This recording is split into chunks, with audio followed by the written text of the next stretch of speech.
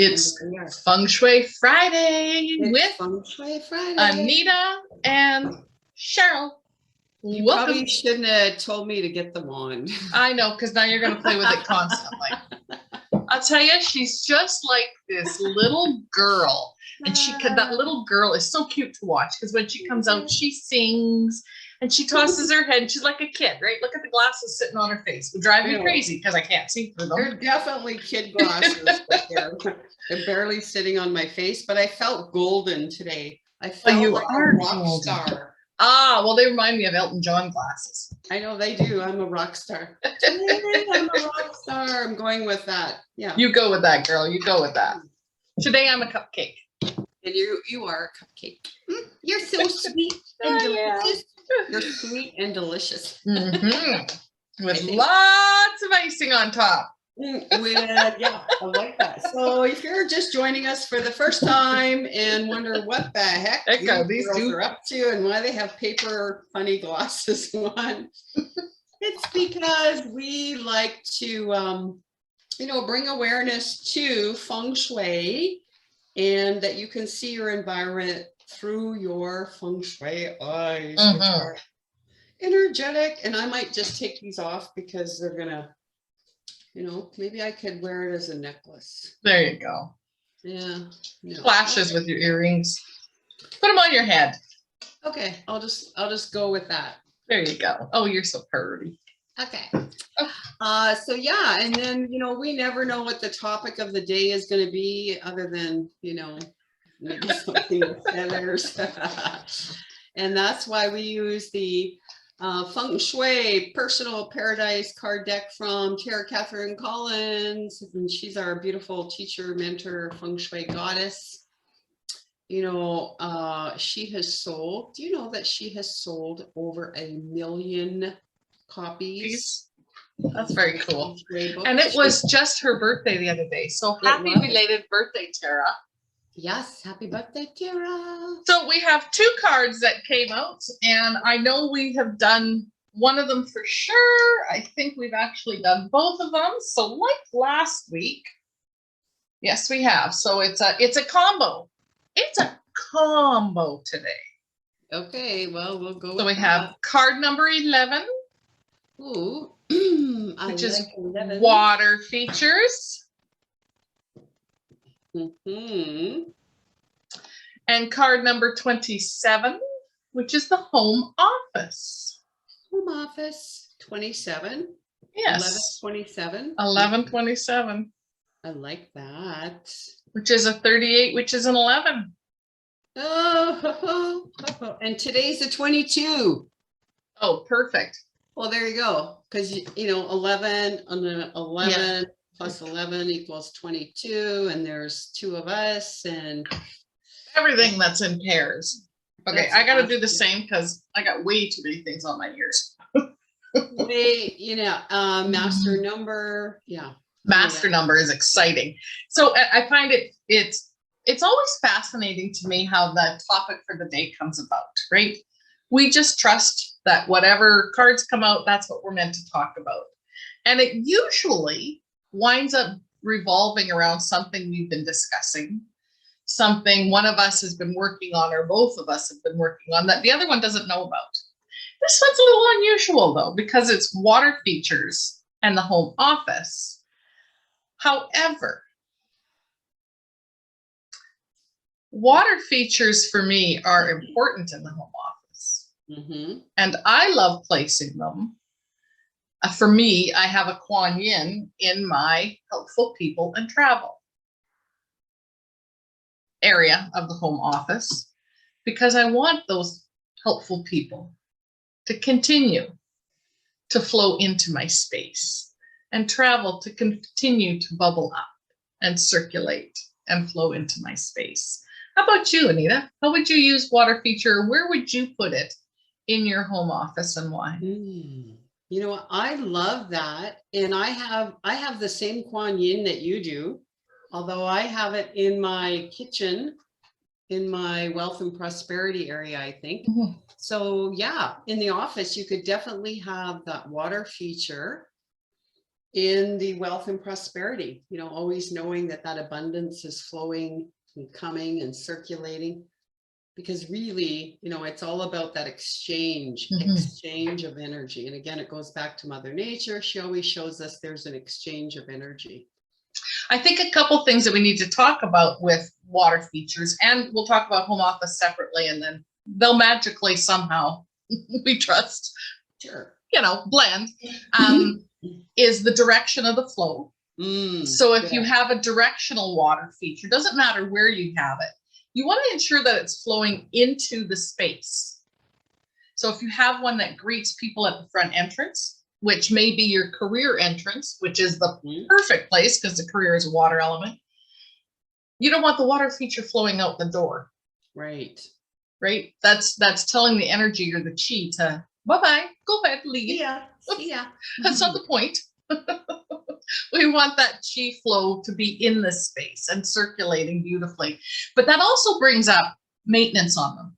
Yes. Because I have seen some beautiful or potentially beautiful water features, and they don't flow very well. And there's icky things in them because it is water. And we are in an environment that dust settles, things settle, and can build up in them. So wherever you have your water feature, ensure that it's clean, that it's in good working condition. And now I know why it came up, because mine hasn't been plugged back in the on the island since I got home from the States. Yeah. And you know, not everybody either, Cheryl, wants wants the responsibility of having something else to maintain. True. And you're absolutely right. You know, it's kind of like having that plant in the environment.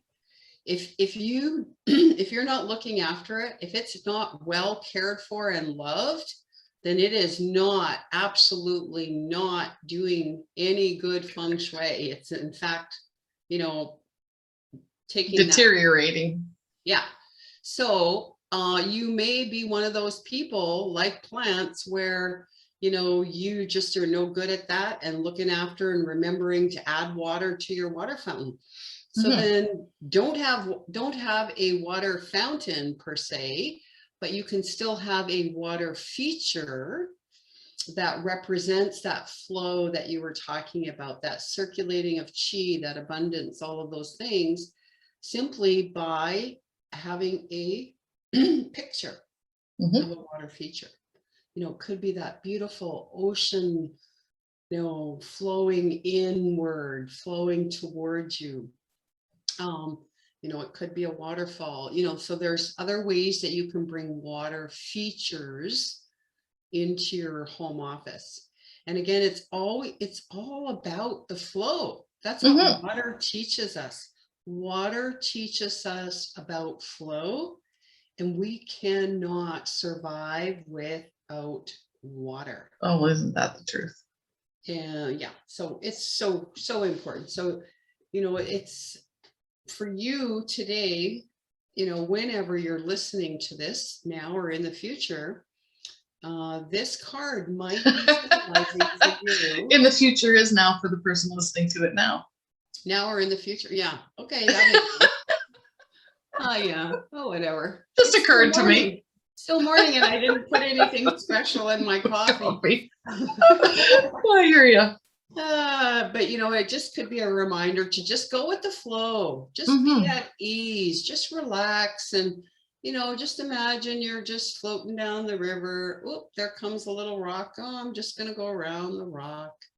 Oh yeah, oops, I'm just gonna stop at the shore, you know, have a little picnic, enjoy the sunshine. You know, just be like the water, just go with the flow, because I really think that's maybe what it could be all about. Yeah, and maybe in your home office, that's exactly what it's all about. Instead of the doing, it's the being. Yeah. And again, it could be also you know, just incorporating that element into your home office. Well, and the water feature represents our career. Yeah. The element. It could be too much, you know, stagnant energy with too much wood energy or too much earth energy or something, right? You might just need a little extra water. Or physically, you might need a little extra water. Yeah, yeah, that's right. Drink more water. So home office. Well, a lot of people have home offices, but a lot work from wherever they plunk down. Yep. And whatever's comfortable. And there's no right or no wrong. I think whatever works. I think one of the biggest pieces of information that we could share with our audience today, without going into great detail about the home office. And of course, you know, available on our website, people can purchase Feng Shui for the home office. They can purchase Feng Shui for the home office, the next step. They can purchase, get work done from home. So, you know, lots of jam-packed, valuable information. But I think true. The number one tip thing that we could give people right now today, now or in the future, is you know, wherever you position your office chair. Okay, so in my office right now, my chair, I'm positioned in the way that I have this wall behind me that offers me metaphorical and physical supports. Yes. And you have a view. I have the command view, or the command of the room, so I can see the doorway and I can see the window. And so what that does is it relaxes my autonomic nervous system. So it gives me control of my space. I'm not going to be caught off guard. Nobody's going to surprise me, jump in through the window, you know, scare the bejesus out of me or whatever. The Bee Gees. Yeah, so that I think is probably the number one thing we could offer. Absolutely. Hey, are you in command of your space? Because if you're not in command of your life. And it's interesting. Our Feng Shui students that I had, you know, several weeks ago, we actually did the certification class. Yeah, we did a certification class, but we actually went and did a field trip. Nice. And we went into someone's home and they did not have their positioning of their furniture in the office in the command position. And so it really puts the person in a vulnerable position. And I actually spoke with the homeowner last week and talked to him about how was he feeling in his personal life. Did he feel like somebody was, you know, watching over him, that maybe he was being second guessed, that, you know, maybe he wasn't given the credibility in his work and or his personal life that he deserved? Because it was interesting is that not only was his furniture in his office not in the command position, but neither was the furniture in the living room in a command position. And so he really was not in command at all. Life. And so after our discussion, this is what he says to me. He said, well, you know, Anita, I was resisting moving my office furniture, but I'm going to move it today. Good. Because, right, he had that awareness like, holy Hannah, like this, you know, there's something to this stuff. Yeah. Yeah, and he didn't, of course, go into detail with what's transpiring in his life, but there's something. Right, right. Yeah, it's amazing. Just simple shifts. And they can be just simple shifts that create such a positive outcome in someone's life. And we see it time and time again, whether it's someone that has taken, like you mentioned, the home office or working from home series of classes, or that are participating in the 21-day decluttering challenge. Oh, huge shifts. Huge shifts, right? And it's once we have the awareness of anything, it doesn't matter if it's feng shui or some other area of your life. Once you have the awareness, you can't not have the awareness. You can't unlearn it. You can't unlearn it. It's so cool. And then it becomes a little bit, oh, shit. Yeah. You're right. And you know, really, all you and I do, Cheryl, is we read, right? We read the energy. The energy or the energetic influence of someone's environment. That's all we do. You know, so somebody might, you know, read cards or, you know, read your fortune or all of that. You know, we can do the same thing simply by reading the energy of your space. Correct. And actually, while you've got that out, that's very cool because you can go into a space. Innately, everybody does this. Oh yeah, we can do innately. This. You can walk into a space and feel the tension after there's been an argument, and the two people put on a smile. And oh, hi, welcome, come on in. And you know they were fighting 2 minutes before you walked in the room. Yep. You can walk into or by a church, and there can be a full gathering, a full bunch of vehicles outside, and you could know, if it's a funeral, if it's a mass, or if it's a wedding. Yep. Because you can sense the energy. Everybody can do this. What happens in our own spaces, in our own homes, in our own businesses, we become complacent to that energy. And it's no longer popping out at us. That's where practitioners like Anita and myself come in, right? You pick up on those things because we're not in it. Yep. We're not in it on a day-to-day basis, caught up in it. You can walk into a space and go, oh, get me out of here. Good. Yeah. Or exactly, bring me more. When you walk out into nature in a store, it's not so much fun.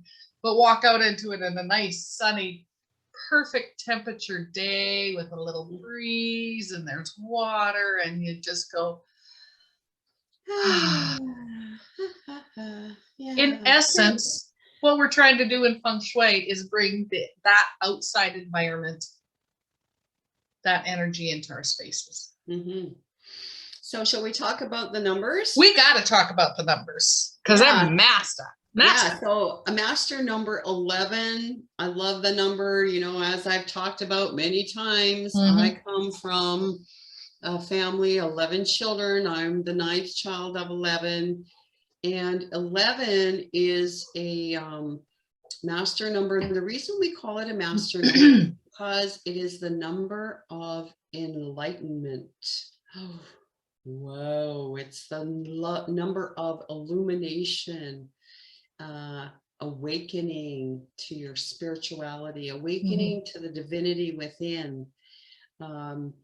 It really is a very, very powerful number. And a lot of times people will see the number 1111 on their clock, right?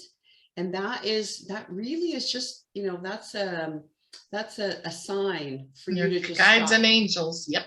Just stop what you're doing and think about what you were just thinking about, right? And then if you have to reframe or, you know, rethink what you were thinking about, and or you can amplify that. If it was something, you know, good, amplify it. If it was something not so good, you know, it's like the angels going, revamp it. Hello, Anita. No, that wasn't a good thing. You know, cancel, clear, delete that thought. We're here to help you. You know. So yeah, it's a really, and a lot of people have been seeing that number more and more lately. Because or any double digit, you know, I see it pop up on people's Facebook, you know, and they say, oh, what does that mean? What does that mean? What does that mean?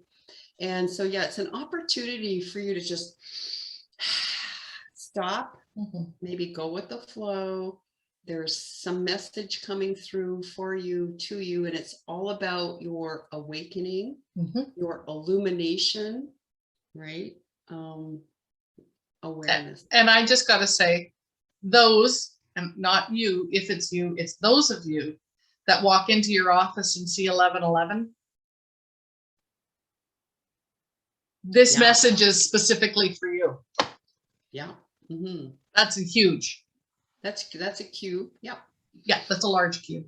Yeah. And then again, you know, you were kind of had a little segue there about space clearing, or, you know, kind of your environment. And so when we look at the number 27, right? It's a 9. 27. So here's again another little tip, something you could do. If you there is a Feng Shui belief, right, that if you shift 27 items in your home, that's enough to shift the energy. And people literally we've heard stories of people shifting, moving 27 things in their home, and it might be, like Cheryl says, you might just lift something up and dust underneath it. Yeah, I call it dusting. It's very easy to move 27 things with your dusting. And you know, people have done that, and or, you know, maybe they've taken one of those or a couple of those items and said, hey, I no longer love or need this to serve a purpose in my life, and out the door it goes, whatever. Anyway, shift 27 items in your home today and tell us what happens. See what flows in. Yeah. And because it's really, really cool. It's very cool. And the 27 is a 9, which is also the ending of a cycle. Yeah. So for someone, it could be, I'm done with this. And 27 things get shifted. They end the cycle of an old relationship, an old job, an old business. It's complete. It's no longer hanging over their head. And then they look up at the clock and it's 11:11. And then they go, holy Hannah, those girls are smart. They're good. And then they go, whoa, the light bulb goes off, right? Yeah. Okay. And 27 things sounds like a lot, but really, I've probably got, well, there's well over 10 things just on my desk. Yep. When I think of, you know, the pen, the paper, the things that I like having around me when I'm working, right? The laptop, anyway. 27 things isn't that many. It's kind of like about just shifting the energy. So like, you know, and it's about your awareness in doing it. You're going to take out the plant and you're going to put the water feature there, and then you're going to move that little picture around, and, you know, just shift the energy. Yeah. So that it's just not looking the same. You know, some people just call that moving furniture, right? Right. Dusting, cleaning, seasonal decorating. And that's why when you go into a space and someone's decorated for the season, why a store changes things up constantly. It's so that it's shifting the energy and stuff doesn't get stuck in that back corner and block the flow of chi, block the flow, period. Cool. Well, you know what? I'm going to shift 27 things around today. Me too. Okay, let's do it. And we'll report back. Yeah, you all can shift 27 things around whenever you listen to this, and then now we're in the future. Leave a comment. Tell us what happened. Now we're in the future. Yeah, now we're in the future. Okay, well, this was Feng Shui Friday with Anita and Cheryl, and thanks for tuning in. We love you. Have a great Friday. Who else would put up with our giggling and our laughing and our I don't know. We appreciate it. Really do it for us. If anybody listens today, that's a bonus. All right, people, have a great weekend. Okay, see you, Jacqueline. Bye. Oh, we had somebody on. Bye.